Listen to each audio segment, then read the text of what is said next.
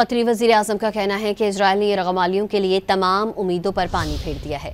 قطری وزیراعظم شیخ محمد بن عبد الرحمن الثانی نے امریکی ٹی وی چینل CNN کو انٹرویو دیتے ہوئے کہا کہ دوحہ حملے کا جواب علاقائی شراکت داروں سے مشاورت کے بعد دیں گے۔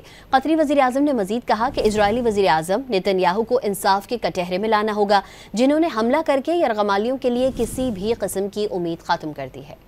قطری وزیراعظم کا کہنا ہے کہ اسرائیل نے یرغمالیوں کے لیے تمام امیدوں پر پانی پھیر دیا ہے۔ قطری وزیراعظم شیخ محمد بن عبد الرحمن الثانی نے امریکی ٹی وی چینل CNN کو انٹرویو دیتے ہوئے کہا کہ دوحہ حملے کا جواب علاقائی شراکت داروں سے مشاورت کے بعد دیں گے۔ قطری وزیراعظم نے مزید کہا کہ اسرائیلی وزیراعظم نتن یاہو کو انصاف کے کٹہرے میں لانا ہوگا، جنہوں نے حملہ کر کے یرغمالیوں کے لیے کسی بھی قسم کی امید ختم کر دی ہے۔ قطری وزیراعظم کا کہنا ہے کہ اسرائیل نے یرغمالیوں کے لیے تمام امیدوں پر پانی پھیر دیا ہے۔